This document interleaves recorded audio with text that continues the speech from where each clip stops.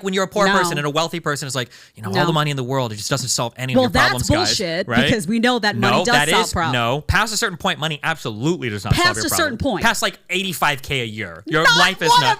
Absolutely. That's garbage. It is, as somebody that's been on both sides of it is absolutely true. As have I. It is absolutely true, okay? So you're living your... Audience, don't believe that. That's a lie. You're living your best... Well, okay, if you're going to say like living in LA... $85,000 a year? As long as you've got your... In 95% of places in the United States. Go to New York City, live for $85,000 a year, come back and talk to me. First of all, in Manhattan, you could make that work because you can find flats there for $2.5K a month. Yeah, you're going to be living in a box this big. I lived in New York City for look at what you just said. Life. I gave you a salary for the entire United States. You're like, well, what about Manhattan, the third most expensive place in the world? Yeah, exactly. Yeah, okay, so in the most expensive places in the entire United States, you're probably going to need a little bit more, but my point still stands. No, your point does not stand. People shouldn't be content with mediocrity. They should strive for better. People shouldn't measure mediocrity based on your salary. If you talk to any wealthy, successful person who's not trying to sell some weird Matrix red pill shit, they'll tell you that like having money to cover your bills is nice. Money is freedom.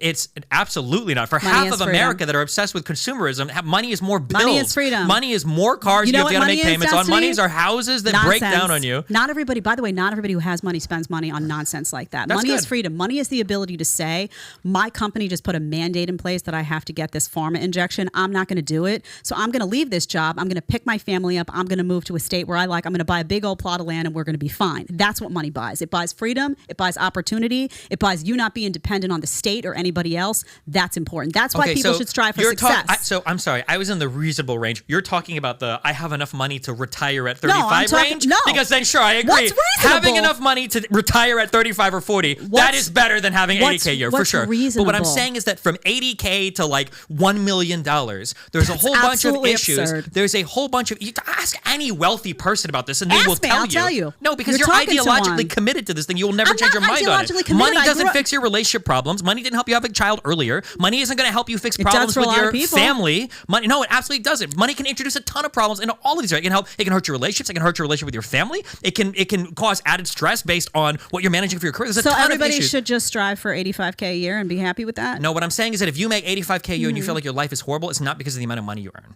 It's in part because of the amount of money you earn. Okay. It's not fully. I'm not saying money's going to fix and heal all wounds. And I'm not saying if you're in a shit relationship, by the way, that money's going to fix everything. There's a reason why every single popular rapper, musician, actor all complain about all of the added stressors that come along with what they do. And you know what? Not a single problems. A single one of those people would hand their money over to you because they also know that if you get sick, you have money, you have opportunity to get treated by the best doctors in the world. You don't have to worry about that insurance.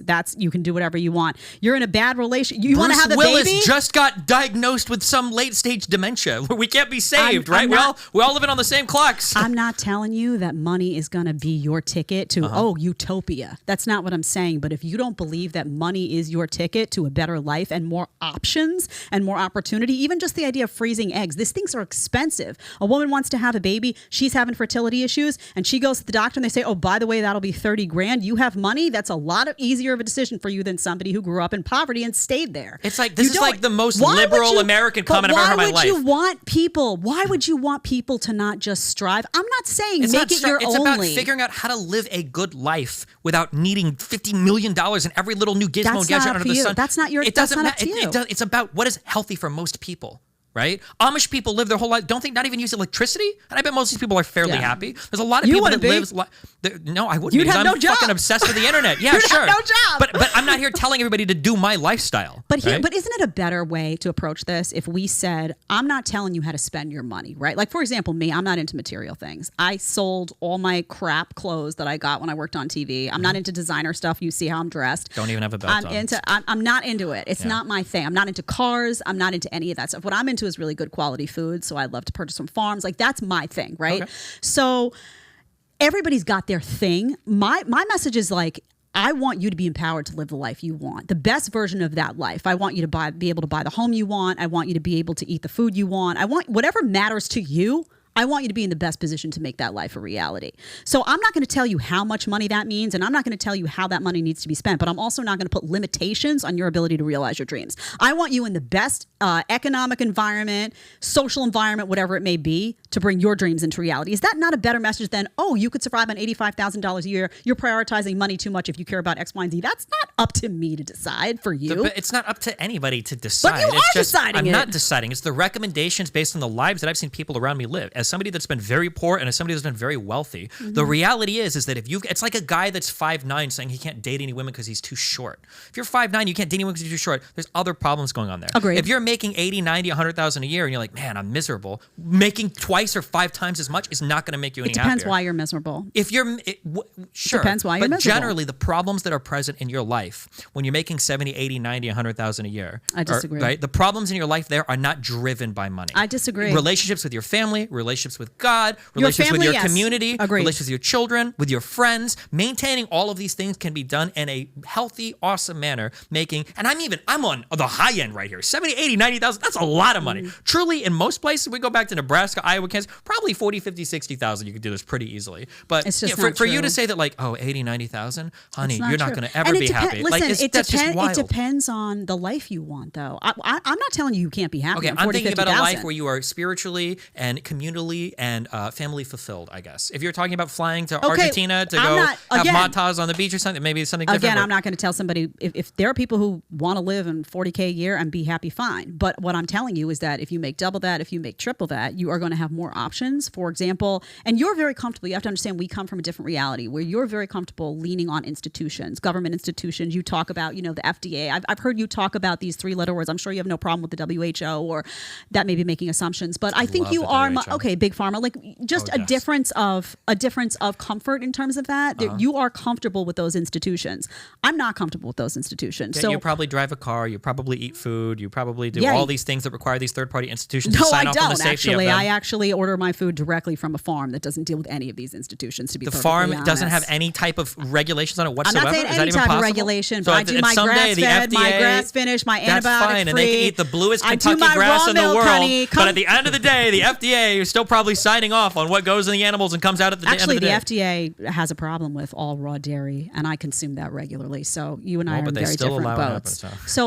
But bottom line, do you see the difference though? If you are comfortable leaning on those I'm not going to talk to a guy earning $50,000 a year. Listen, dude, you need to think about the CIA and the WHO. Like, they're coming after you, man. You got to start your own business. Why? Because the guy making $50,000 a year has got other stuff to think about because he doesn't have enough money to worry about first world problems like everybody making $250. Obsessing over 3-letter agencies is like the most whitest privileged thing that we can possibly do. Oh, now it's race. It is a function of my identity that I can go online and say, okay, guys, we really got to talk about what's happening at the Department of Homeland Security. You think the average American is getting on flights? You think the average American is worrying about their phones being tapped? I think most people just want to be able to work a job, provide food for their family, hang out with their family and their community, have the weekends off and do that. I think that's what most people want. I think you underestimate a lot of folks in this country who want a lot bigger and better than that. And that's why if people were content, again, it's like a promotion of, and I find that communists do this all the time. I'm not saying you're a communist, but it's this promotion of mediocrity. And it's usually promotion of mediocrity by people who make a ton of money and who are in the elite and have options. The bottom line is you do have a lot. We both have money. I'm not wanting or hurting for money.